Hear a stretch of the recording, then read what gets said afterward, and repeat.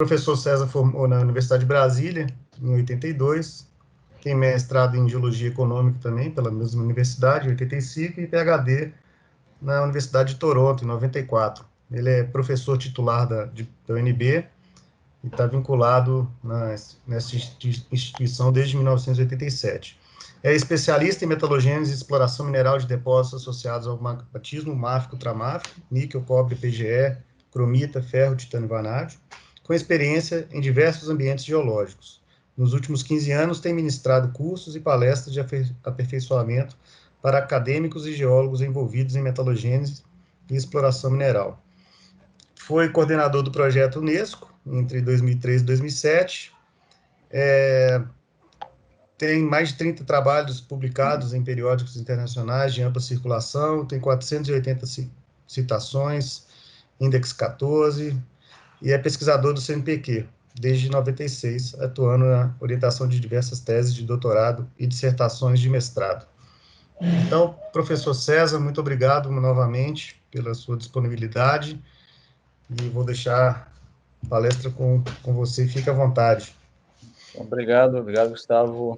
É uma satisfação muito grande. Agradeço também o convite para fazer parte do Exploration Talk, né? Então, Fernando e Gustavo, quer dizer, e parabéns por essa iniciativa, né, que tem sido um sucesso muito grande.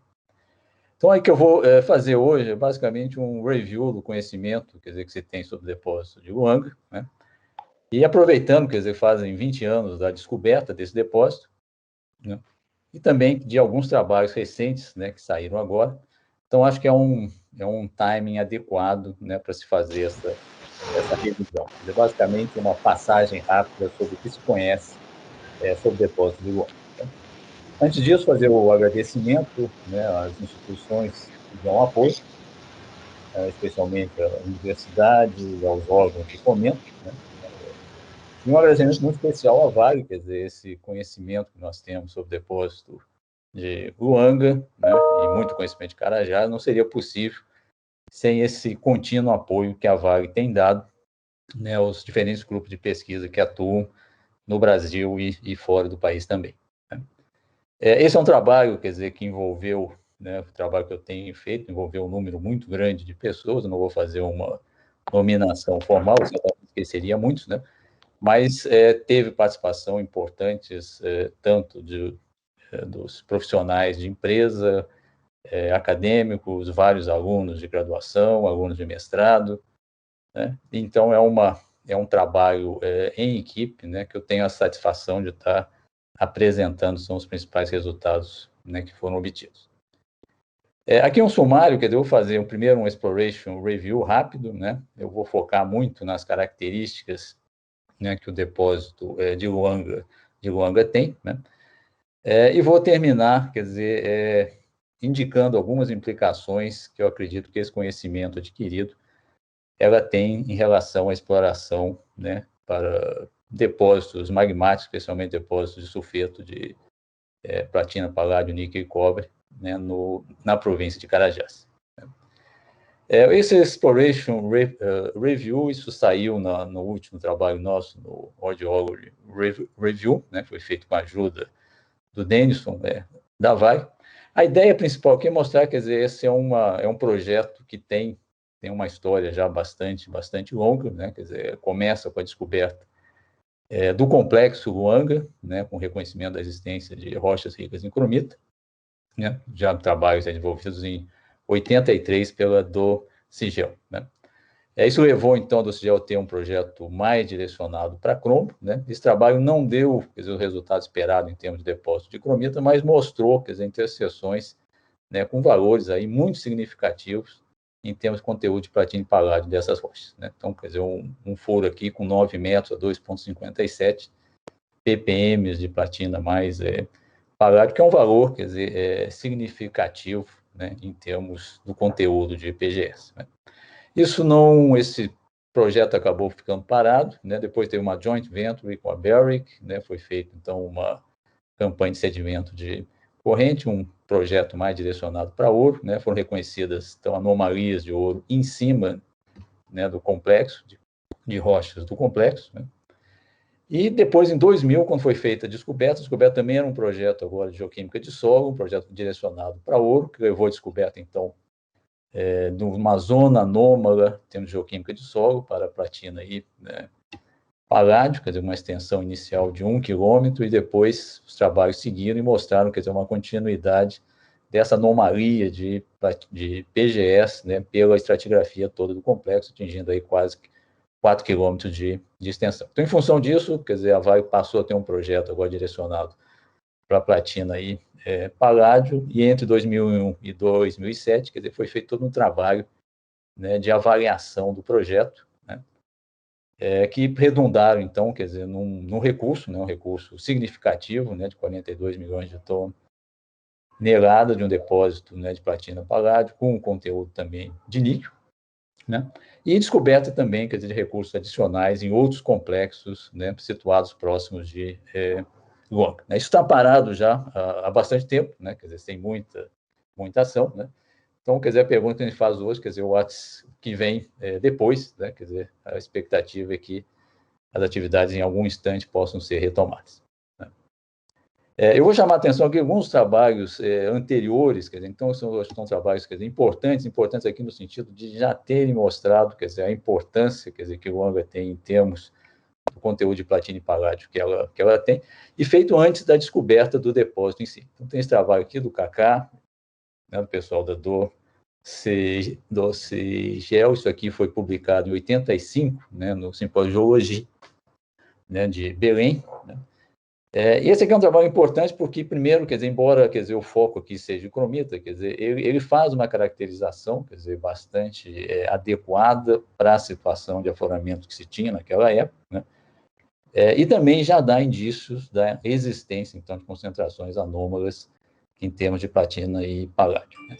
O outro, esse depósito aqui dos, né, colegas da Itália, junto com o professor Vicente Girardi, da USP, né, que é um trabalho também, quer dizer, agora direcionado às rochas ricas em cromita, né, aonde mostram, quer dizer, a existência, então, de amostras com teores que chegam a ter 9 ppm, né, com padrões característicos, né, de mesmo padrões, né, de platina e paládio, que vários depósitos têm, quer dizer, mostrando também, quer dizer, essa importância, quer dizer, dessa área específica em termos da concentração de platina e paládio. Isso tudo, então, antes de ter ocorrido a descoberta, né?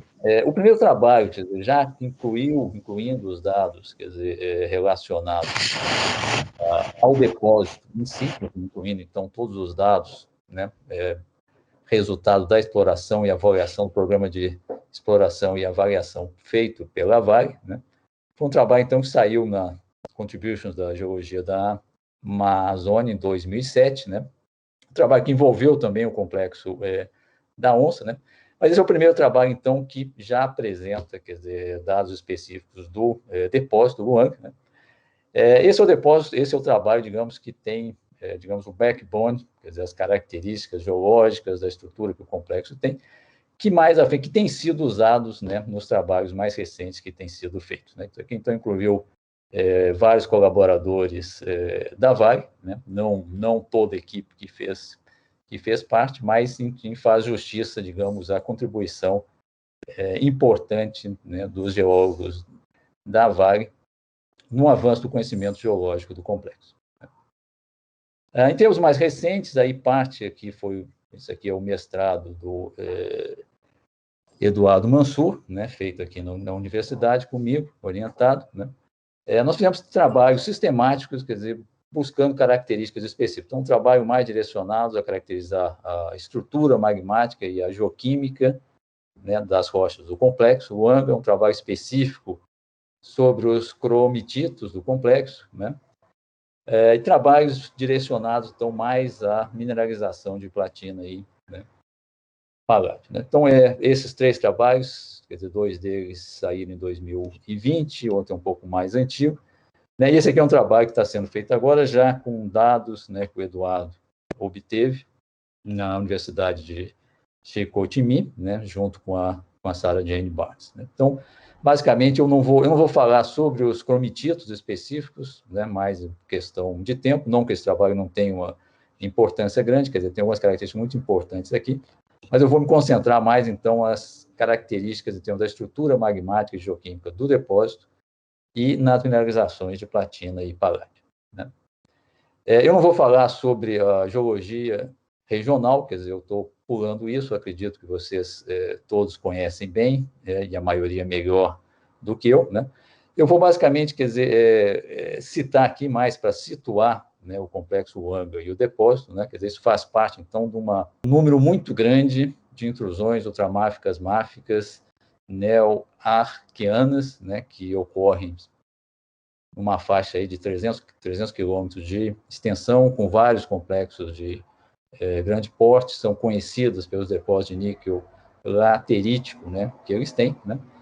E o que eu vou estar falando, especialmente, é uma porção específica situada mais na parte leste, né, da província, né, onde existe uma série de complexos, isso foi na região de Serra Leste, né, e a característica importante que esse depósito tem é que eles têm, sistematicamente, são anômalos em termos de conteúdo de platina e paládio que eles têm, e também hospedam mineralizações de platina e paládio, né?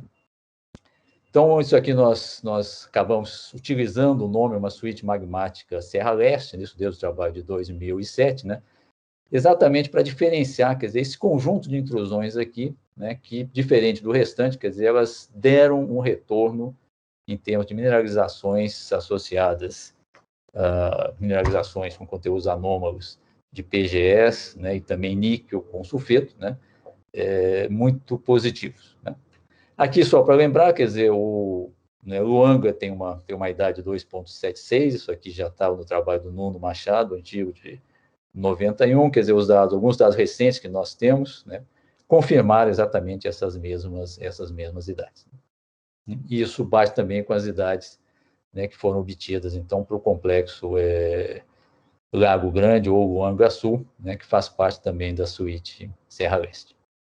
Então, quem mais para situar vocês, quer dizer, nós estamos dentro de um conjunto muito grande de intrusões ultramáficas, mas nós estamos nos situando nessa porção aqui da Serra Leste, né? Então, aqui são o conjunto das intrusões na Serra Leste, uma característica que elas têm, que elas intrudem tanto rochas gnáissicas, migmatíticas do complexo Xingu, mas também rochas que fazem parte da sequência vulcano-sedimentar, né, que são do grupo Grão-Pará, né, são próximos de depósitos de ferro, né, e todas elas, tanto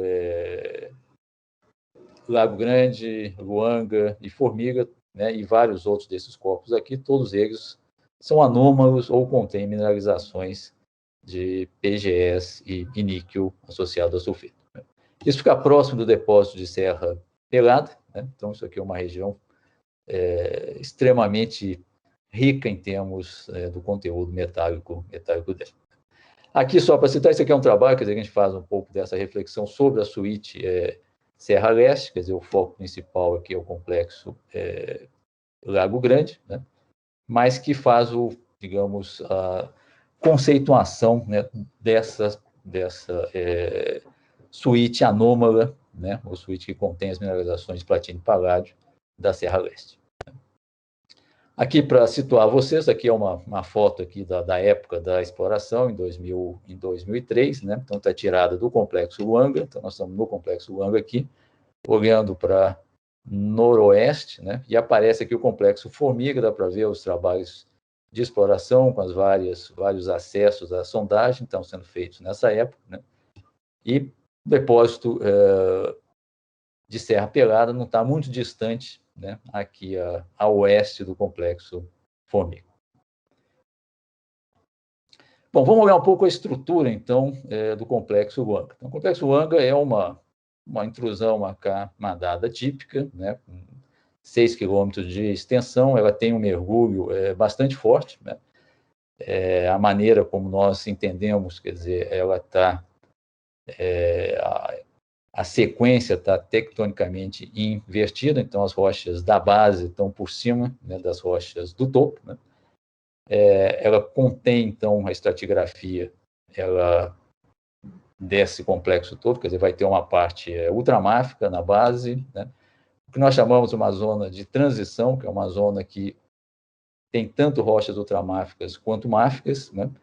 Uma intercalação frequente dessas rochas e uma unidade, né, superior aonde predominam rochas máficas, né?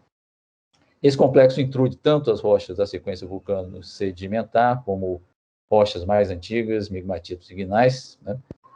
E existe um processo de alteração, de transformação da mineralogia primária, que a gente vai ver mais à frente, né?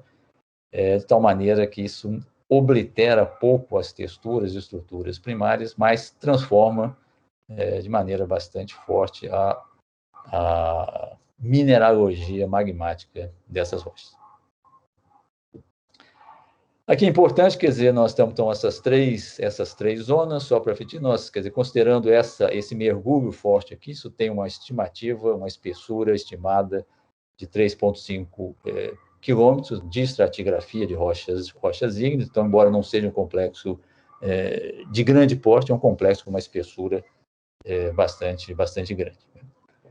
Então, as três zonas aqui, quer dizer, a zona ultramáfica na base, quer dizer, basicamente a base de peridotitos, né, predominando ortopiroxênio e olivina com minerais cúmulos, uma zona de transição, né, com uma intercalação de diferentes cumulados ultramáficos e máficos. Então, aqui nós temos intercalações de rasburgitos, ortopiroxenitos, noritos, né, e uma porção superior onde predominam noritos, então, cumulados à base de ortopiroxênio e plagioclasma. Então, isso aqui é uma seção específica, mostrando mais essa zona de transição aqui, o contato com a zona máfica, né? E aqui o contato com a zona ultramáfica, né, que seria a base, né? Indicando, quer dizer, então, a estratigrafia em termos do posicionamento tectônico dela está invertida. Aqui só mostrar a característica das rochas ultramáficas no campo, quer dizer, a maioria são serpentinitos maciços, em vários locais transformados aí em rochas schistosas, com uma foliação grande, né? Então, geralmente, as rochas são que mostram a textura primária, né? Tem olivina como fase cúmulos, porções variáveis, né, de rochas transformadas como fases intercúmulos. Então, isso aqui é um exemplo de uma rocha com a textura primária preservada, quer dizer, uma textura ortocúmulos, né? Uns pseudomorfos de olivina preservados, aí totalmente transformados para serpentina, mas a mineralogia toda ela é secundária. Mesmas feições a gente observa nos furos também, da zona ultramáfica, quer dizer, predominam serpentinitos, alguns maciços, estão geralmente com texturas primárias, e eventualmente com minerais primários ainda. Então, isso aqui é uma rocha ainda, quer dizer, é um serpentinito maciço desse tipo aqui, mas que preserva ainda parte da assembleia mineralógica primária, e em algumas faixas aí transformados em diferentes tipos de xistos, né, que esses strings aqui são essencialmente concentrações de magnetita, né. A zona de transição, quer dizer, uma zona, então, tem toda uma intercalação, quer dizer, a chamada transição aqui, porque ela está entre um pacote predominante máfico e outro predominantemente ultramáfico, com toda uma intercalação, então, de cumulados, tanto ultramáficos quanto máficos, inclui, então, piroxenitos, né? Piroxenitos, noritos, rasburgitos, né? Esses são pacotes maiores, aqui dentro tem toda uma intercalação menor, quer dizer, de outras rochas, então são unidades que se repetem de maneira cíclica, né? E esse é o intervalo da estratigrafia do complexo, né, que vai conter tanto as intercalações de cromititos, né, como a maior parte das mineralizações de platina e paládio. Então, aqui só para mostrar algum aspecto dessas rochas aqui. Então, essa zona de transição, quer dizer, caracteristicamente tem uma alternância, né, muito forte de rochas, né, eventualmente com oposições que vão a dunitos, rasburgitos, ortopiroxênios com olivina, que são esse mineral preto aqui, ortopiroxenitos, camadas de cromititos, né, então isso aqui é norito, né, um contato brusco com o cromitito aqui, isso é interpretado como base, e para o topo, progressivamente, quer dizer, essa cromita maciça vai passar uma cromita com textura em rede, eventualmente um norito com uma disseminação de cromita. Essas intercalações, esses testes são importantes porque dão o critério de topo e base, né, e confirmam, então, essa inversão tectônica da estratigrafia do complexo. Aqui só para mostrar um pouco mais, quer dizer, então aqui piroxenitos, né, isso aqui está indicando a base, né, do furo, né, então os piroxenitos estão em cima desses noritos aqui, né, então rochas, você vê que todas, sempre rochas maciças, preservando bem a textura primária, isso aqui é um ortopiroxenito, né, com um pouco de plagioclasio intersticial, né, e aqui dá para ver, quer dizer, então ortopiroxênios preservados, plagioclasio também, mas sempre, quer dizer, com alguma alteração da mineralogia primária para uma assembleia secundária, né, de temperatura mais baixa, quer dizer, indicando, então, essa transformação, essa alteração parcial dessas rochas. Aqui só para mostrar um pouco dessa, isso é uma característica importante, né, complexo Luanga tem, quer dizer, essa alteração, né, heterogênea da mineralogia primária. Então, nós temos aqui um rasburgitos com ortopiroxênio e olivinas preservados ainda, né? E, eventualmente, rasburgitos aqui com uma transformação já completa da mineralogia primária, mas preservando bem a textura, né? A textura geralmente preserva, então não há muita deformação tectônica nessas rochas. E aqui a zona márfica predomina, então, rochas são cumulados a ortopiroxênio e plagioclasio, né, essencialmente são noritos, né, noritos geralmente maciços, e também, de novo, eventualmente, com a parcialmente preservada mineralogia primária, mas uma transformação também razoavelmente forte, né, dos minerais primários. Nós temos um razoável controle em termos da variação composicional das fases cúmulos, né, então isso aqui são todas análises de minerais cúmulos, né, isso aqui é plagioclasio, ortopiroxênio, e aqui a composição de olivina, né, uma característica importante, duas características importantes, uma que tem uma variação, né, grande, né, composicional do topo para a base, quer dizer, isso mostra, então, vários inputs em termos do magma parental dessas rochas, né, e uma inversão de trend. Você vê que esse trend aqui é um trend inverso, quer dizer, as condições mais primitivas estão para cá, então, para a base, da base para o topo, as rochas estão obtendo composições progressivamente mais primitivas, depois uma reversão para um trend normal, né? Então, isso pode ser visto em detalhe, se nós olharmos, então, esse intervalo básico aqui, ó, é importante, a transição da zona ultramáfica para a zona de transição, quer dizer, que estaria nesse intervalo aqui, ó, ou aqui, né? Dá para ver, então, a composição do plagioclasio tem essa reversão. Internamente, quer dizer, vários ups and downs aqui, que estão indicando, então, sucessivas entradas de magma na câmara. E na zona de transição específica, quer dizer, esse fracionamento, quer dizer, inverso, né, com composições mais primitivas, indo em direção ao topo. Então, isso em termos, quer dizer, de modelo evolutivo da câmara, quer dizer, isso é a mensagem principal que se tem, quer dizer, que é uma câmara com uma evolução dinâmica, né, formado por vários estágios, né, várias novas entradas de magma, e essa zona de transição específica é uma zona particularmente dinâmica durante o processo evolutivo do complexo.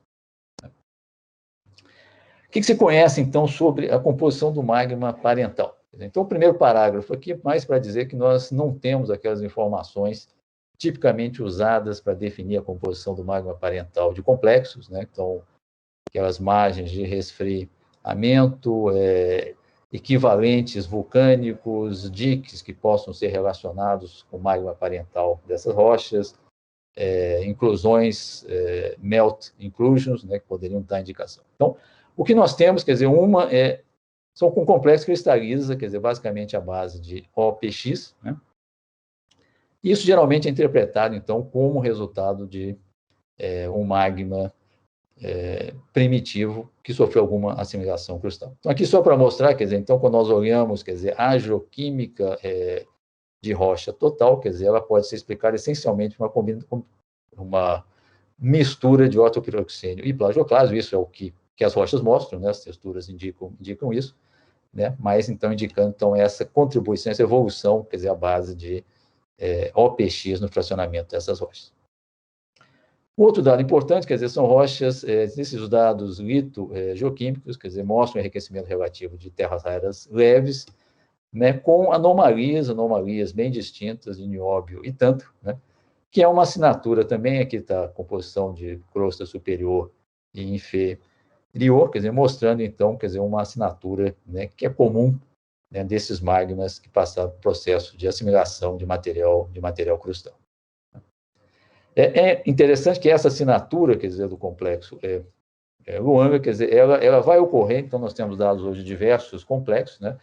Ela é característica não só dos complexos da Serra Leste, quer dizer, então nós temos aqui Luanga, Formiga, Luanga Sul, né, ou Lago Grande, mas também, quer dizer, outros complexos de Carajás, todos eles tendem a ter essa assinatura, quer dizer, indicando enriquecimento de elementos terras raras leves e também anomalias negativas de nióbio e tântalo. Né? Um dado adicional, quer dizer, que sugere também um processo de contaminação crustal, quer dizer, os isótopos de neodímio, quer dizer, são variáveis em termos de valores positivos a negativos, sem uma relação direta com o tipo de rocha que se tem, né? Que é uma feição também, quer dizer, que é típica de magmas, né, que sofreram contaminação crustal. Eu digo aqui típica não quer dizer que apenas esses magmas mostram características geoquímicas e isotópicas desse tipo, mas é uma característica, quer dizer, frequentemente associada a magmas que passam por contaminação crustal. Um resultado, quer dizer, importante que se teve, né, para Carajás, em geral, especificamente para Luanga, é a composição que as olivinas têm. Então, as olivinas de Luanga, embora elas não sejam muito primitivas, quer dizer, um teor de fosferita entre 78,9 e 86,4, elas têm um teor de níquel que é anômalo. Então, ela comparada, então eu estou comparando aqui com dados, são dados nossos também, quer dizer, de vários complexos de Carajás, né? Elas, né, especialmente se comparar na mesma faixa, né, da razão magnésio-ferro que elas têm, são magmas, são composições de olivina, quer dizer, distintamente mais ricas em níquel. Né? Quer dizer, isso aqui é um dado, quer dizer, bastante forte, né? Nós tivemos cuidado, então, esse é um trabalho que o Eduardo Mansur fez, né? É um trabalho bastante extenso. Primeiro, nós mudamos as especificações das análises para ter análises mais precisas, né? Então, nós temos segurança, quer dizer, que são dados realmente com uma qualidade boa, né? E são dados também, quer dizer, em rochas razoavelmente frescas. Então, isso não tem efeito de alteração, né, dessas rochas. Quer dizer, muitas das rochas com análise são rochas com texturas e minerais ígneos, né? Quer dizer, isso é uma vantagem que essa alteração heterogênea dessas rochas tem. São rochas que não têm sulfetos, né? As rochas não têm sulfetos. A variabilidade entre as amostras, mesmo as lâminas, ela é relativamente baixa, né? E um dado importante, quer dizer, quando nós analisamos ortopiroxênio, né, e olivina numa mesma rocha, quer dizer, a razão, né, de níquel que eles têm, quer dizer, é 0,25, que está perfeitamente de acordo, né, com o coeficiente de partição, quer dizer, entre olivina e OPX. Então, isso aqui basicamente para falar, quer dizer, que nós temos segurança, quer dizer, que nós estamos trabalhando, quer dizer, com esses dados, eles não refletem nenhuma alteração ou nenhum reequilíbrio que essas olivinas passaram, mas elas representam, né, elas são uma herança da composição do magma parental. Esses dados são anômalos em qualquer comparação que se faça. Aqui eu estou comparando também com dados nossos, diversos complexos que o Brasil tem, né? Quer dizer, então, o Anga se destaca como algo bastante distinto. E aqui comparado, quer dizer, com alguns dos complexos, quer dizer, considerados anômalos no mundo, né? Quer dizer, esses dados em vermelho aqui, que é a porção, porção mais norte do complexo de Bushville, quer dizer, essas olivinas são consideradas anômalas, mas, de qualquer maneira, são valores ainda mais baixos, né, que os complexos de Luanga têm. Então, isso comparando no mundo, quer dizer, com exceção de Kevitsa, né, na Finlândia, quer dizer, são os valores, quer dizer, mais altos, né, em termos de teor de níquel, né, que se conhece. Existe toda uma discussão, quer dizer, como olivinas mais ricas em níquel se formam, né? Então, eles poderiam ser, quer dizer, fusão de magmas mais piroxeníticos, né? Ou, eventualmente, que isso resulta de uma solução parcial de sulfetos que existiam antes, né? E a grande vantagem do modelo desse tipo é que poderia gerar magmas eventualmente ricos tanto em níquel como no conteúdo de platino e paládio. Então, o importante aqui, quer dizer, basicamente nós temos segurança, quer dizer, que esses dados de níquel, quer dizer, refletem a proporção do magma parental, né? E não estão relacionados com sulfito. Bom, vamos ver o depósito específico. Então, isso aqui é uma figura, um ortopiroxenito, quer dizer, a mensagem principal aqui, quer dizer que esse é um depósito típico, é um depósito magmático associado a sulfetos. Se nós olharmos os recursos, né, os recursos de Luanga, quer dizer, então, comparando aqui com outros depósitos, aqui, basicamente, isso aqui seria o global, por exemplo, do Great Dyke, Merensky Reef, quer dizer, isso não são depósitos específicos, mas se comparar com alguns depósitos, né, de Bushville, né, ou do Great Dyke, né, quer dizer, são valores relativamente baixos, né, mas não são valores totalmente desprezíveis, especialmente em termos, quer dizer, do recurso maior, que são 142, não 1,42, né, em termos de recursos totais que você tem. Bom, características do depósito. O importante aqui é aquela seção, né, na zona de transição, quer dizer, o depósito de Luanga, de fato, quer dizer, essa é uma zona sulfetada, né, no contato da zona ultramáfica com a zona de transição. Quer dizer, um contato, basicamente, de peridotitos da zona ultramáfica com ortopiroxenitos, né, da zona superior. Ele tem uma espessura variável, 10 a 50 metros, né, de uma zona, quer dizer, com sulfeto, não muito sulfeto, 1 a 3% de sulfeto, né, que vai receber o nome aqui de sulfide zone. Né. Importante, ele é contínuo ao longo da estratigrafia do complexo, então, 3 quilômetros, não com a mesma espessura, mas ele é contínuo ao longo da estratigrafia toda, né? E foi testado até agora, até 250 metros. Quer dizer, então, essa continuidade mais profunda aqui, ela continua em aberto. Né? Além desse horizonte sulfetado aqui, existem vários outros horizontes anômalos, né, com diferentes tipos. Então, existem outros horizontes com sulfeto. Existem horizontes aqui que nós estamos chamando aqui de silicate related, né, que não tem uma associação direta, né, com sulfetos de metais básicos, e tem teores anômalos também associados aos cromitidos. Aqui só para mostrar características, então, importante aqui, então, nesse intervalo, aqui, note que esse aqui é um furo metalúrgico vertical, então, isso não é espessura real, né, mas serve para ilustrar as características que o depósito tem, quer dizer, então, uma correlação clara aqui, ó, entre enxofre, teores de níquel e platina e paládio, quer dizer, muito claro, quer dizer, uma associação direta com o sulfeto, né, na transição, então, do pacote de peridotitos na base, para o pacote de ortoperoxenitos no topo. As texturas, quer dizer, as texturas em várias zonas, quer dizer, você tem uma transformação forte, quer dizer, onde está preservado são as texturas típicas de sulfetos magmáticos, né, formados então, com a segregação do líquido emissível de sulfeto, então tem os sulfide blebs, né, aquelas gotas de sulfeto intersticial aos silicatos, né, e uma característica importante, quer dizer, a quantidade de pentlandita de sulfeto de níquel é muito grande. Então, quer dizer, sistematicamente, o sulfeto é mais rico em pentlandita, pirrotita depois, e relativamente pobre em sulfeto de cobre, quer dizer, tem um pouquinho aqui de calcopirita, né, isso aqui também é um pouco, né, mas tipicamente um sulfeto, quer dizer, muito rico em pentlandita. Né. Isso em termos geoquímicos, quer dizer, vai refletir, quer dizer, essa quantidade de pentlandita que tem num tenor de níquel, quer dizer, o quanto de níquel está contido na fração sulfeto, bastante alto, né.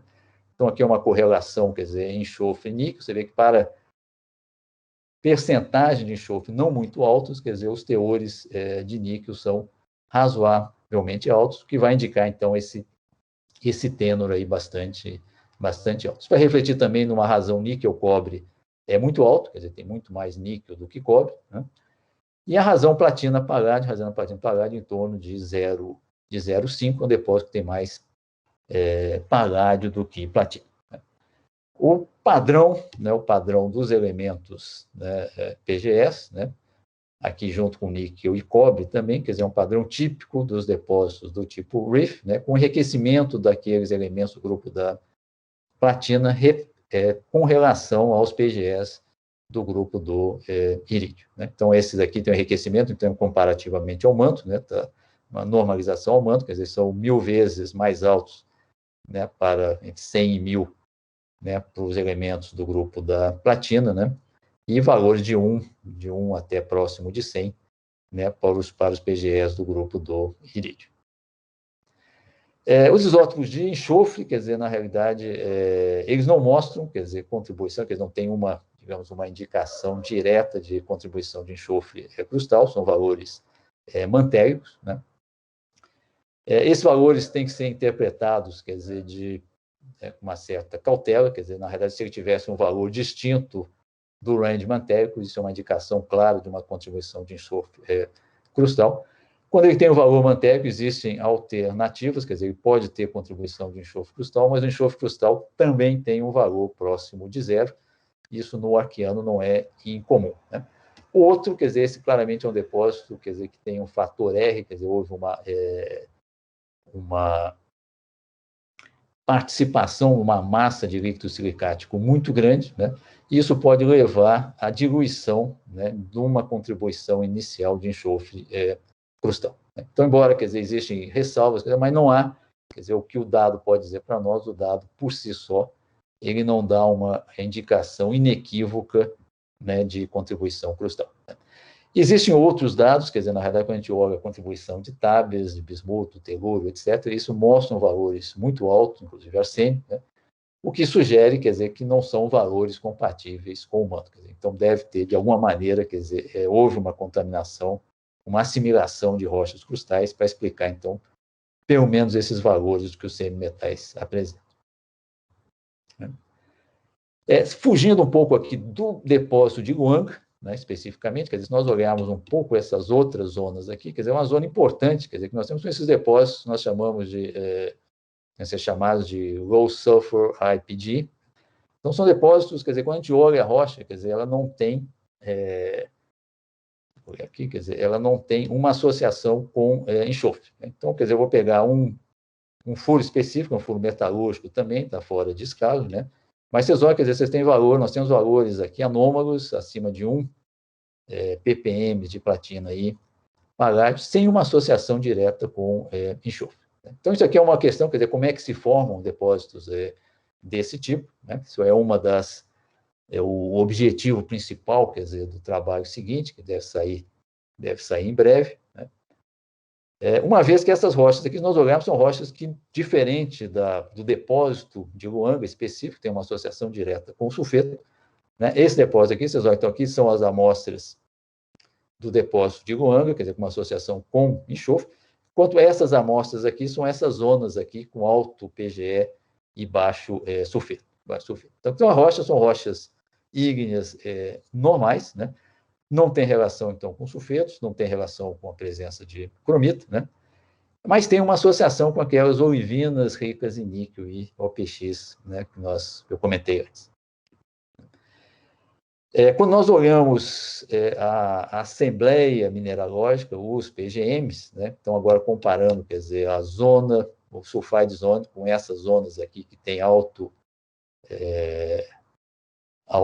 PGEs com baixo enxofre, né, a Assembleia Mineralógica é distinta, né, então, quer dizer, nessa zona de sulfeto, quer dizer, a maioria dos PGMs está incluso em sulfetos ou diretamente no contato, né, com eles, né, e a maioria deles, quer dizer, representam associações com bismuto telúrio, né, ou bismuto telúrio e arsênio, né, e assim. Então, essas são as contribuições principais que você tem. Quando nós vamos para essas outras zonas, aí já não tem essa inclusão com sulfeto, porque as rochas basicamente não têm sulfetos, né, então a maioria está incluso ou em silicato, eventualmente em contato, né, com algum pouco de sulfeto que essas rochas têm, né, eventualmente com magnetita, né, já que tem uma alteração parcial dessas rochas, né? E a assembleia aqui são assembleias que predominam, quer dizer, minerais com arsênio. Quer dizer, arsênio também é uma contribuição importante de minerais com antimônio, né? Então, é uma assembleia distinta, né? A interpretação disso, essa é uma história um pouco mais longa, né? É que essas zonas aqui representariam, então, uma alteração, né, de zonas que inicialmente teriam características semelhantes às zonas que apresentavam sulfetos. Então, isso envolveria, então, uma perda de enxofre durante esse processo de alteração pós-magmático. Só aqui para ilustrar um pouco, quer dizer, então, a associação, quer dizer, onde tem sulfeto, quer dizer, os PGMs, sistematicamente, isso aqui é um cristal de pentlandita, inclusos nos sulfetos, pentlandita, então, os diferentes PGMs, com predomínio aqui, então, de assembleias com telúrio, né, assembleias com arsênio, e enquanto nessas zonas aqui, que não tem sulfeto, né, então, a maioria deles não estão diretamente ligados ou incluso em silicatos, né, muitos silicatos secundários, né, e uma assembleia com uma composição mineralógica distinta também. Um outro dado adicional, quer dizer, então, é importante, quer dizer, essas zonas aqui, comparando, então, a zona de sulfeto, né, então, a razão platina-paládio, quer dizer, dado depósito de Luang especificamente, onde tem sulfeto, são valores em torno de 0,5, né, enquanto para essas zonas que não tem sulfeto, quer dizer, o teor, a razão platina-paládio é mais alta, né, então, com valores aí entre 1 e 2. Né. Enxofre-selênio também, enquanto enxofre-selênio, quer dizer, da zona de sulfeto, quer dizer, dá valores semelhantes ao que se espera para enxofre mantélio, né, em torno de 3.000, né, a razão enxofre-selênio. Né. Para essas zonas ricas em sulfeto, quer dizer, esses valores são mais baixos, né, e que são típicos, né, de situações onde um sulfeto primário, né, ele tem uma perda de enxofre. Quer dizer, na realidade, em termos de mobilidade, o enxofre é mais móvel que selênio, né, e essa razão aqui pode ser um indicador, pode ser um parâmetro para indicar o processo de alteração de enxofre, né, primário. Então, isso aqui, basicamente, ele corrobora, quer dizer, essa interpretação, que essas zonas elas poderiam indicar, então, quer dizer, um processo de alteração, né, de sulfetos primários, né, e teria uma remobilização variável, né, em termos do conteúdo de platina, paládio e dos semimetais, né, durante esse processo de alteração. Bom, eu vou comentar aqui, acho que eu já estou com o meu tempo quase esgotado, quer dizer, algumas das implicações, quer dizer, que essas informações, quer dizer, que nós dispomos hoje sobre o complexo de Luang, teriam em termos de exploração, né, exploração para depósitos de sulfeto de níquel, cobalto e platina e paládio na região de Carajás. Né? Então, a primeira delas é essa existência, quer dizer, de uma suíte magmática específica, né, com teores anômalos de platina e paládio. Quer dizer, então, esse é um fato, quer dizer, na realidade, quer dizer, dentro desse conjunto, quer dizer, 200 quilômetros longo, quer dizer, um fato, digamos, frente ao conhecimento, né, que nós temos hoje, né, a abundância, quer dizer, então, de intrusões que são anômalas ou apresentam mineralizações de PGE na Serra Leste, né, é algo que se destaca. Né. Situações desse tipo no mundo são relativamente comuns, às vezes em muitos desses complexos, dessas províncias ígneas, né, de grande porte, quer dizer, eventualmente são determinadas intrusões com características específicas, né, que concentram a maior parte, né, dos depósitos e das mineralizações, né, de níquel, cobre e PGS. Né. A razão para isso pode ser, quer dizer, se separam basicamente em duas. Algumas pessoas acreditam, quer dizer, que existem determinados tipos de magmas que são mais férteis, e isso vai justificar, quer dizer, por que determinadas suítes específicas concentram a maior parte de depósitos, né? E outros simplesmente, quer dizer, que por alguma razão, para aqueles complexos que teriam essencialmente composições em termos de magma parental não distintos, né, como teria nada diferente no magma parental que justificasse uma favorabilidade maior para formar depósito, simplesmente, quer dizer, o processo, por alguma razão, teria sido mais eficiente nesses complexos. Independente, quer dizer, da interpretação ocidente, de qualquer maneira, a Serra Leste, ela, né, desponta, então, como um ambiente dentro da província de Carajás, quer dizer, com uma favorabilidade maior, então, para conter depósito de platina e paládio.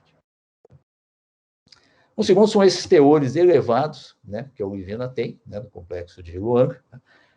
No caso, nós não temos muita dúvida, isso está relacionado a uma composição do magma parental. Né, quer dizer, então, isso tem uma importância muito grande, isso, né, tem exemplos no mundo, quer dizer, na realidade, depósitos de sulfeto com teores de níquel mais altos, com razões níquel-cobre mais baixas, por exemplo, comatitos, né, são favorecidos, então, por magmas parentais que têm um teor de níquel mais alto. Existem várias razões para isso, quer dizer, de certa forma, quer dizer, o coeficiente de partição, quer dizer, tem uma dependência do conteúdo de níquel na fase de sulfeto, né?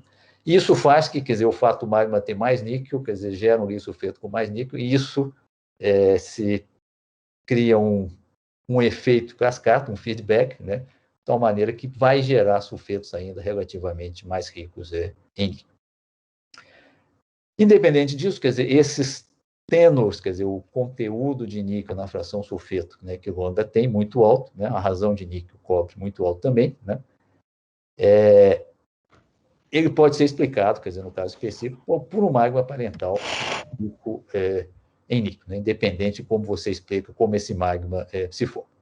Isso tem algumas implicações importantes, quer dizer, então, esse conteúdo de níquel, quer dizer, pode ser indicado agora como um indicador específico, né, então nós podemos seguir, quer dizer, na realidade, em Carajás, quer dizer, o único outro local onde nós encontramos, quer dizer, magmas parentais olivinas com teor de níquel mais alto, foi no complexo Jacaré também, então, eventualmente, é uma região a ser investigada com mais detalhe em termos da composição das olivinas regionalmente, como elas são.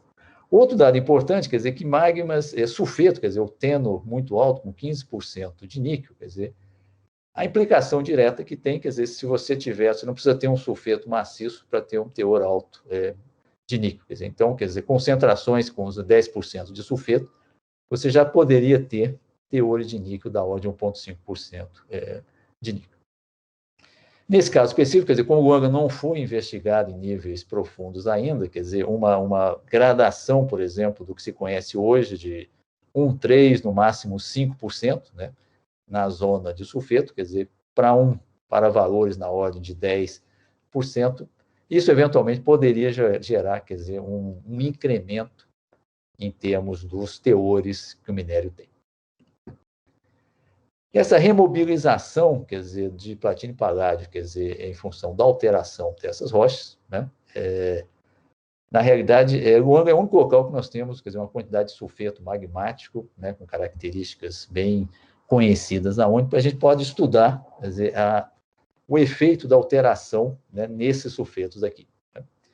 Os resultados que nós temos, quer dizer, estão mostrando, quer dizer, uma remobilização, né, variável em termos de enxofre, os diferentes minerais do grupo da platina, os diferentes tabs, né, tabs aqui telúrio, arsênio, bismuto, selênio, né, antimônio, né, durante a alteração, né, do complexo Luanga. Né.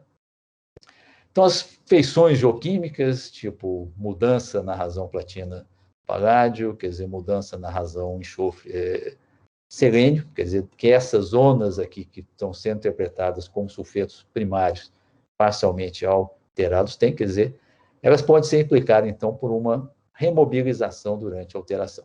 Né. Isso é importante porque essa remobilização agora, quer dizer, eles podem estar sendo justificar, por exemplo, a formação de depósitos hidrotermais, né, na província de Carajás, né, que eventualmente vai refletir na geoquímica, né, dos depósitos de OCG, eventualmente na formação, quer dizer, de depósito de níquel hidrotermal, eventualmente na formação de depósito de platina e ouro. Nós podemos usar também, quer dizer, os elementos, quer dizer, que estão sendo remobilizados, né, o selênio, o telúrio, o bismuto, quer dizer, pode ser utilizado agora para investigar, quer dizer, uma possível ligação, quer dizer, entre os depósitos magmáticos e esses depósitos hidrotermais, que Carajás tem, né.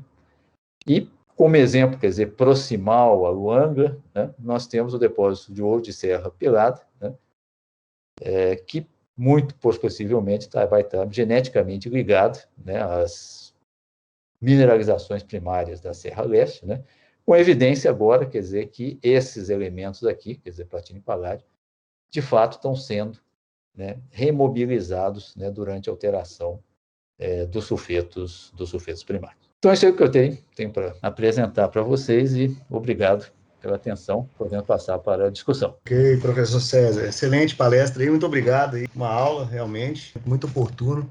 Então, Fernandão. Professor César, pela palestra, a gente aguardava muito uma discussão, e essa data é muito importante, aí, 20 anos descobertos platinoides de Luanga e da suíte de Serra Pelada. Eu queria comentar algumas coisas e perguntar outras, porque eu lembro quando a gente começou esse trabalho, né, no CT lá de mineração para estudar as ultramafias de Carajás, a gente tinha algumas dúvidas, né, em relação a, primeiro, se essa quantidade muito grande de ultramáficos diferenciados em Carajás eram da mesma suíte, porque a gente tinha essa parte mais sul de Carajás, com os depósitos de níquel laterítico, e não tinha nada de sulfeto e nem PGE. E já essa suíte aí de Serra Pelada, Serra Leste, a gente tinha os depósitos de PGE e ocorrências também de cromititos com paládio de platina. E aí, será que a gente tinha aquelas perguntas, será que são da mesma idade?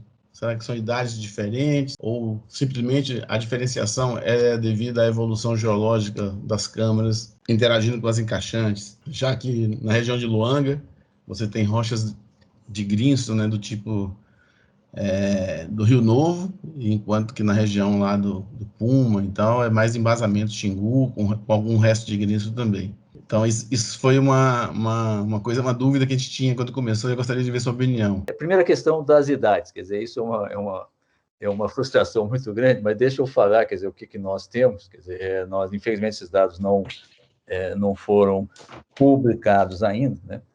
Mas os resultados que nós temos, os resultados são bons, né? Quer dizer, faltam detalhes, né? Isso eventualmente vai se tornar público algum dia, né? Mas os resultados hoje, quer dizer, eles mostram dois conjuntos de idades, né? Isso é um dado importante. Quer dizer, então, nós temos idade de 2,76. Luanga, os novos dados, quer dizer, bateram exatamente idênticos aos dados que o Nuno Machado tinha, né? Quer dizer, então, superpõe digamos, com um erro bastante baixo, né? E se mantém para o Luanga Sul, né? E se mantém para algumas intrusões que estão mais a leste, né? Os outros complexos, quer dizer, têm dado idades de 2,74. Então, um lapso de tempo de 20 milhões de anos, mas que na resolução dos dados, né, parece que existe, de fato, né? Então, esse é o dado que nós temos. Então, é possível, quer dizer, não são muitos complexos ainda, né, mas isso começa, quer dizer, a mostrar que, eventualmente, não é tudo parte do mesmo conjunto, né? E, eventualmente, pode dar uma diferenciação especificamente para a suíte Serra Leste. Uma característica, eu acho que a característica mais importante que a suíte Serra Leste tem, quer dizer, comparado com os outros complexos, quer dizer, a meu ver, ela não intrude, né? O Noé vai entrar com isso daqui a pouco, ela não intrude as sequências mesoarquianas de Greenstone. A meu ver, ela intrude, né, até onde eu tive chance de andar, quer dizer, são sequências vulcano-sedimentares, mas que fazem parte do grupo das caiunas, ou seja lá qual é o nome que se dê para ele. Mas eu acho que são sequências neoproterozoicas. Isso daria, quer dizer, um andar de posicionamento desses complexos diferente dos outros, que estão mais encaixados em migmatitos, gneiss, né, e também granitos mais antigos, né? Eventualmente tem uma intrusão um pouco mais profunda. Então, acho que essa talvez seja uma diferença grande, e isso vai gerar uma vantagem em termos de geração de depósitos, né, para as intrusões de Serra Leste, porque elas estão entrando num ambiente, quer dizer, vulcano sedimentar, quer dizer, mais propício a fornecer os elementos que são importantes para a formação desses depósitos. Assim, a segunda pergunta que eu ia fazer era uma discussão que a gente tinha também no passado, e algumas sugestões, mas nada ainda muito claro, que essas ultramassas diferenciadas, tanto da suíte Cateté como da suíte Serra Pelada, vamos chamar assim, que já que tem umas idades diferentes, elas poderiam ser os condutos dos basaltos que extrudiram lá em cima da crosta, né, formando os basaltos de base aí do Grão-Pará. Isso, o que você acha disso aí? É possível ou ficou totalmente fora essa possibilidade? No que eu entendo, quer dizer, eu não fiz mais trabalho especificamente com a sequência vulcânica, né, há muito tempo, tenho acompanhado os trabalhos que saíram, né, eu digo assim, não há nenhum dado, digamos, geoquímico, né, que faça uma ligação direta entre eles. Quer dizer, na verdade, até onde eu conheço, quer dizer, a geoquímica dos basaltos, né, que estão associados às formações ferríferas, são basaltos bem mais fracionados, né, que não correspondem, quer dizer, digamos, aos magmas parentais, né, dos complexos que nós estamos vendo, né, tanto em 274 quanto em 276. Ok. Aí a minha última pergunta agora aqui é um comentário. Quando você olha, por exemplo, essa questão aí dos PGEs aí ligados aos silicatos lá no Luanga, e quando a gente compara com o depósito hidrotermal de Serra Pelada, onde você tem ouro e platina lá. E no depósito de Serra Pelada, é bem interessante que a mineralogia dos platinóides lá é bem complexa. A gente fez algumas caracterizações lá com o pessoal da Mitec, lá da África do Sul, e são muito mais teluretos de platina, arsenietos de platina, umas ligas metálicas bem distintas, né? Que mais ou menos tem essa geoquímica parecida com o que você teve lá na parte silicosa dos depósitos de PGE.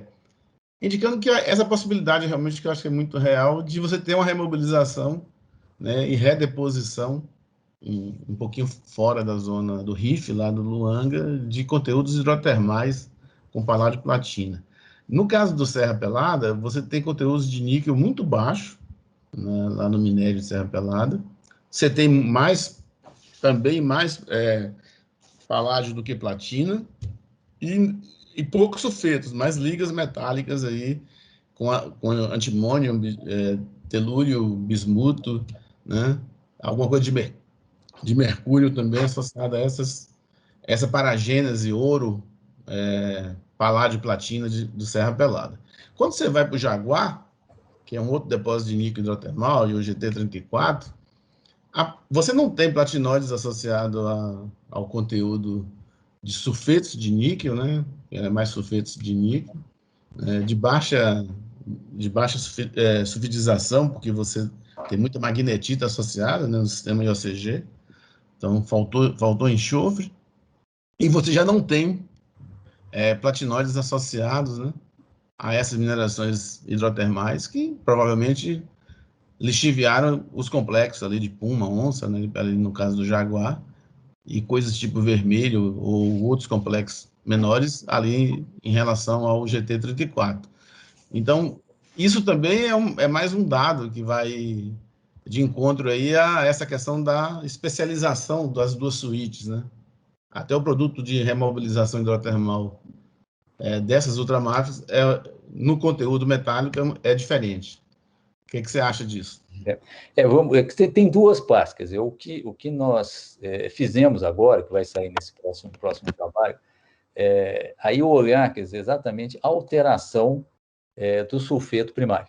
Quer dizer, então, isso, Luanga, quer dizer, você tem, digamos, as rochas adequadas, né, para estudar, quer dizer, a composição primária e acompanhar a alteração que ele tem. Quer dizer, isso, quer dizer, o dado importante que a gente tem, quer dizer, na alteração que nós temos, quer dizer, qual é o que está se tornando, o que é mais móvel, quer dizer, o que eventualmente sai de uma estrutura de sulfeto primário, mas fica, né, numa forma de outros PGS, e o que sai mais, né?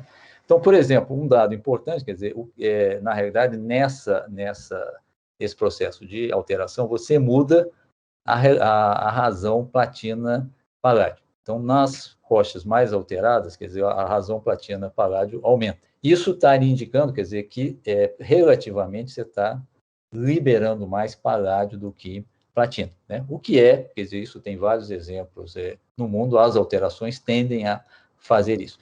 Isso tem, digamos, uma resposta, quer dizer, na razão platina-paládio que Serra Pelada tem. Bem? Então, isso eventualmente são características que podem ser chegadas. E a mesma coisa, quer dizer, na realidade, telúrio é um elemento, quer dizer, que está se tornando móvel também, né?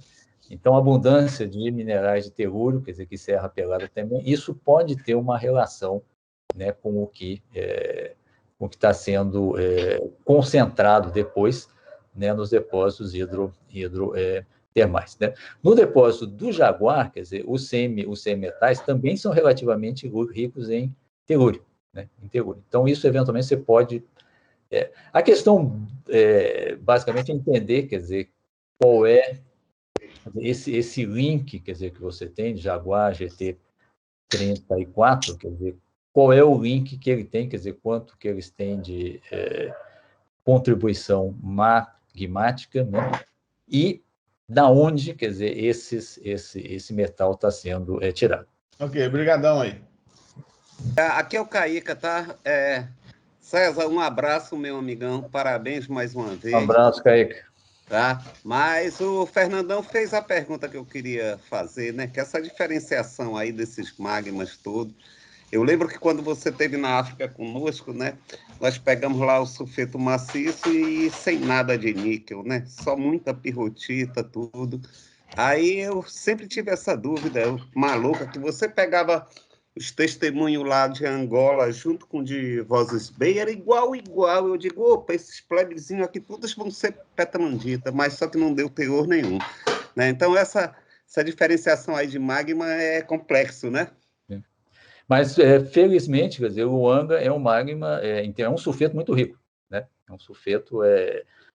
isso é um comentário que eu fiz, quer dizer, isso quando eu tive junto com a Vale em 2003, 2007, quer dizer, na realidade, se nós encontrarmos o sulfeto maciço, né, que o depósito de Luanga tem, esse vai ser um depósito fantástico, porque ele vai ter, quer dizer, se ele tiver 50% de sulfeto, ele vai ter 7,5% de níquel, né?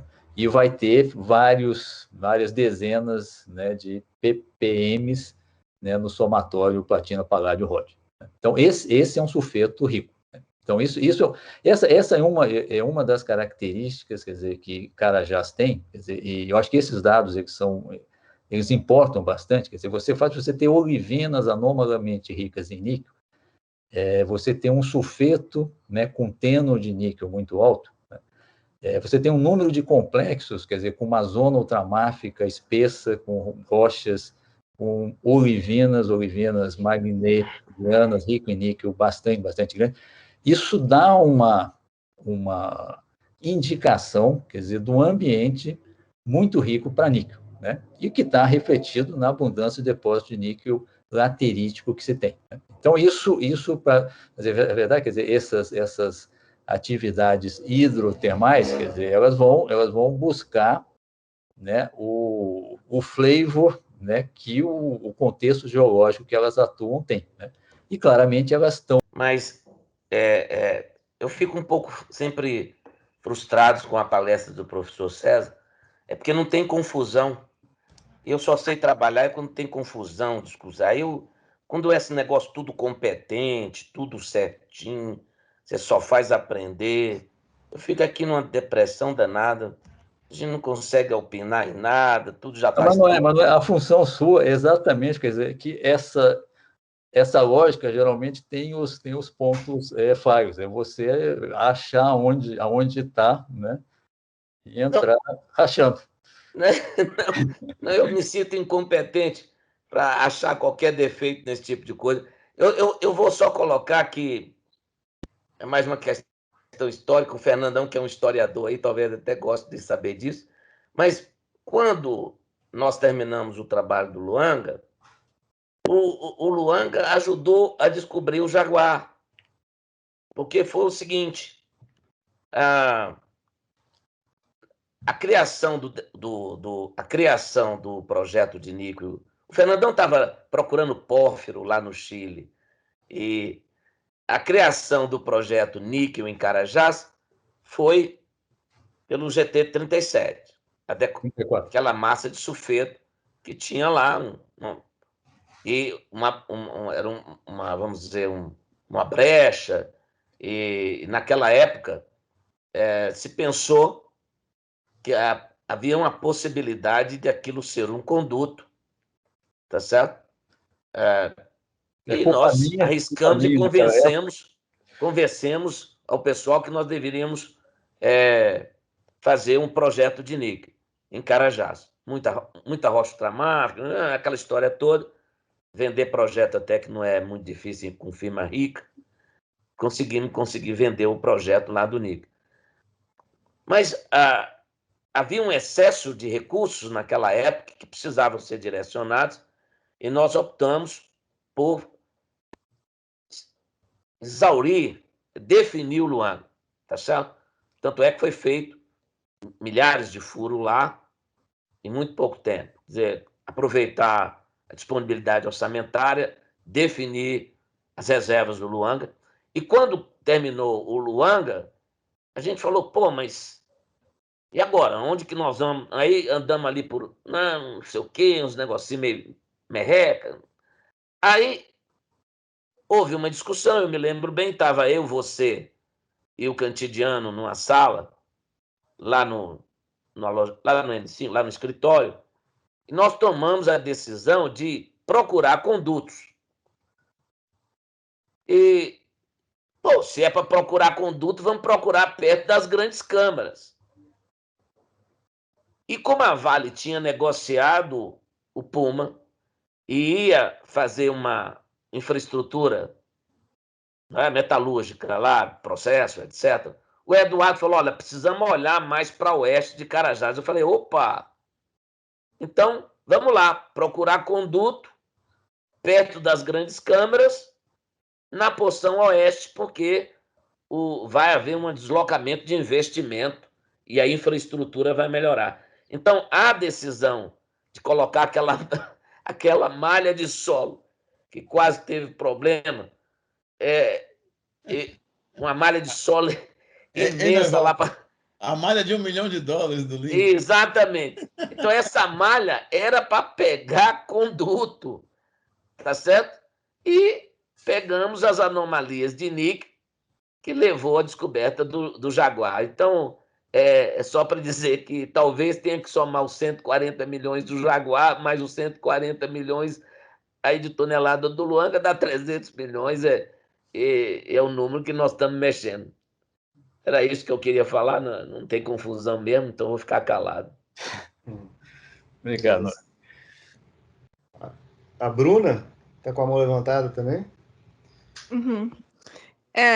Primeiro eu queria agradecer, porque eu cheguei aqui de paraquedas, basicamente, né? O professor César mandou o link para mim. Eu tenho algumas perguntas e eu estou muito interessada nas alterações. Primeiro porque eu entendo esse sentimento de frustração de estar tudo tão perfeito. Todas as minhas amostras estão super alteradas. Tipo, eu estou tentando ver quais são ultramáficas e máficas pela alteração, basicamente, porque você não consegue ver, distinguir petrograficamente o que é o que. E um dos motivos pelo qual eu estou interessada nessa alteração é que logo em um dos primeiros slides, você mostrou que colocou um nome lá como se fosse tremolita, actinolita, clorita, serpentinito.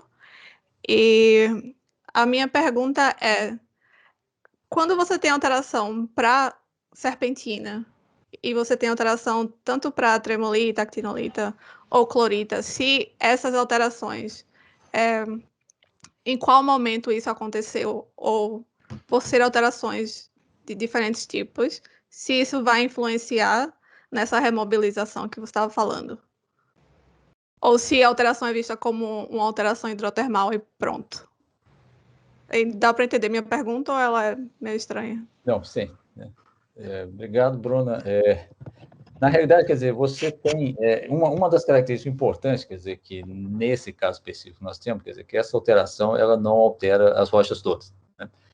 E ela tem muito pouca deformação dúctil associada com elas, né? Então, isso faz com que você consiga, né, uma vantagem, isso todos os complexos, nós temos uma vantagem muito grande de você ter quase que lado a lado, quer dizer, rochas ainda com as características ígneas primárias, e aí você acompanha, quer dizer, o processo progressivo de alteração dessas rochas. Então, isso permite, quer dizer, identificar, quer dizer, o que está entrando, o que está saindo no sistema, né, durante o processo de alteração. Então, na realidade, quer dizer, quando você tem, quer dizer, digamos, as texturas totalmente preservadas ainda, onde os pseudomórficos dos minerais, você consegue uma recuperação deles, aí de maneira...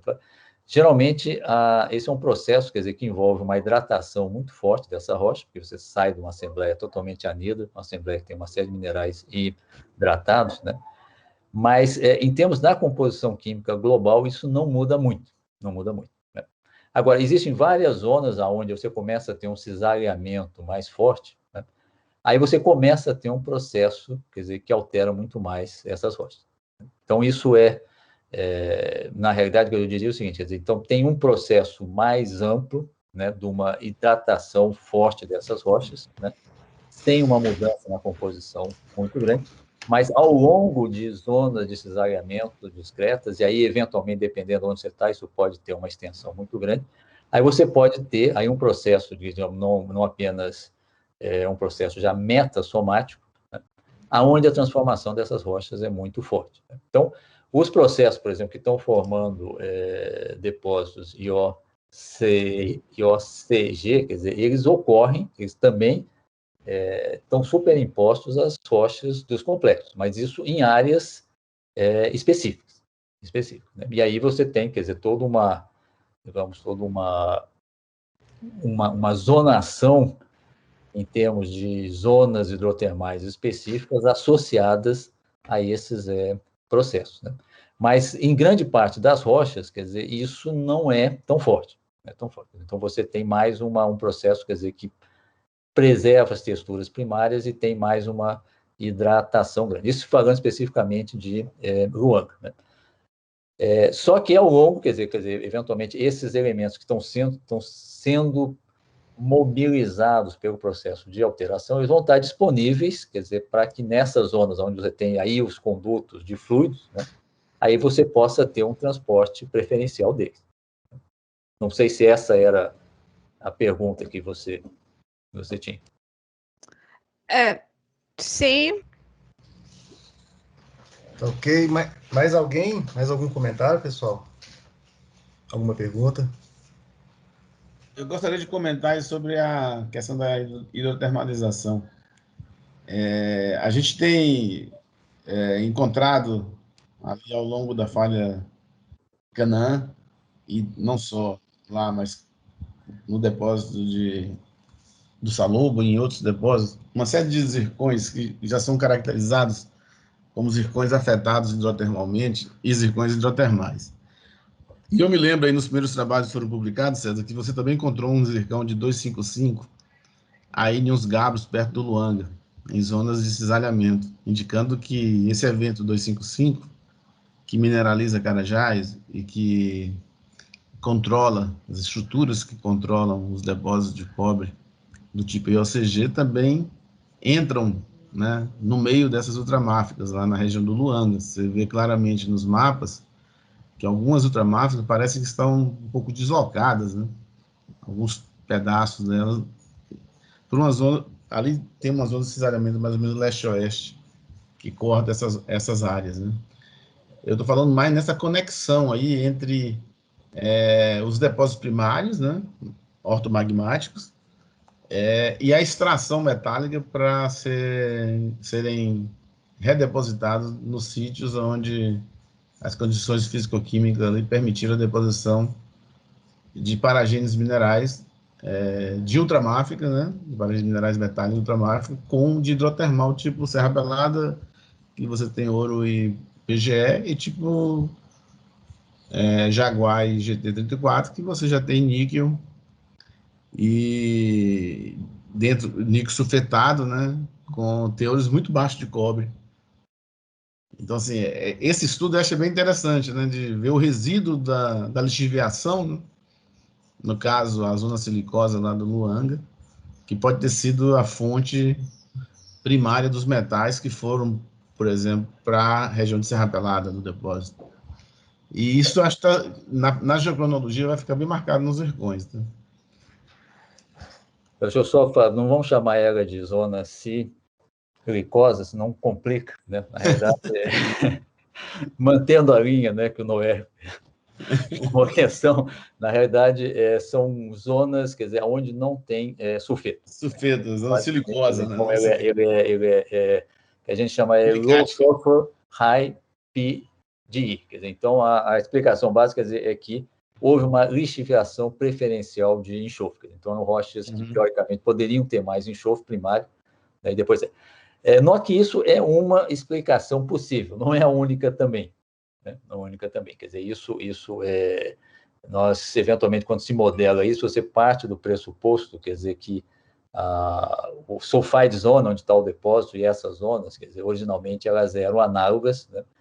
Mas, eventualmente, você já tinha uma diferença, quer dizer, entre elas. Esse segundo trabalho, esse próximo trabalho agora, nós vamos enfocar, quer dizer, especificamente a diferença, quer dizer, dessas zonas com baixo enxofre, né? E a comparação com a sulfide zone, né? E aí com elementos depois que permitem a gente indicar, quer dizer, nessa mobilidade relativa que os elementos têm, né? O que estaria mais disponível, né, para entrar, quer dizer, nesse processo de transporte e, eventualmente, concentração em outro local, né, por esses fluidos hidrotermais. E esse dado de 2,5 alguma coisa é lá do Lago Grande. Na realidade, são as zircões. Aqueles zircões deram, na verdade, tem um erro muito grande, porque já tem uma alteração, quer dizer, bastante forte deles. Bem metamitizados, né? Esses zircões bem alterados. A gente tá caracterizando esses zircões agora com maior precisão analítica, um trabalho de pós-doc lá, professor de Maurício, lá da USP, e eles encaixam dentro dessa tipologia de zircão hidrotermal, né? Bem interessante, porque a gente sempre busca lá em Carajás o caminho desses fluidos, né? Qual o caminho, onde é que eles se concentraram, onde é que depositou, onde é que formou os depósitos. E esses estudos são interessantes para você ver esses rastros, né, de processo de alteração hidrotermal que geraram depósitos um pouco distantes da fonte primária. Bastante perguntas aí para esclarecimentos. Bom, então eu gostaria de agradecer novamente ao professor César, né, pela excelente palestra e assim que convidá-los, né, para as próximas que vão ter aí, assim que a gente tiver esse calendário a gente divulga. E obrigado, professor. Então, obrigado a vocês pelo convite e obrigado pelas discussões todas. Foi uma satisfação muito grande, pelo menos, rever os amigos à distância agora, né? E um abraço aí para vocês todos. Tá, já. O professor, ele autorizou a gravação, né? Então a gente disponibiliza o link aí. A gente tem no canal da Cura Filmes, lá tem um link lá dos talks da exploração, que as coisas que foram autorizadas estão lá, e a gente vai disponibilizar também a palestra do professor César lá, que é o documentário aí dos talks, onde fica tudo gravado lá, e é interessante, a gente está começando um trabalho novo em Carajás, junto com a DIMB, e essas discussões vão ficar bem assim, à tona nos próximos 4 anos, né? Sobre a evolução metalogenética da província, e as ultramassas vão entrar também dentro dessa discussão como um todo, né? Tanto da evolução do ambiente como dos processos metalogenéticos que ocorreram nessa área tão fantástica que o Brasil tem, né? E que tão pouco conhecida ainda. Muito obrigado pela oportunidade, Gustavo, pelo convite, ao professor César novamente, ao Fernandão. Fernandão, bota as coisas para andar nesse negócio aí, Fernandão. O Fernando já está no... E está andando para valer, agora, Fernando, hein? Hein? Esse seu fundo seu, você está onde? Tá esse fundo aqui... Assim, ele está modesto. Ele está modesto. Na estação espacial. Uma estação espacial agora. Né? E essa bola aí em cima da Terra é a Lua, né? É a Lua, tá. Ele está modesto. Esse é um descanso, porque o rumo é Saturno. Beleza, pessoal.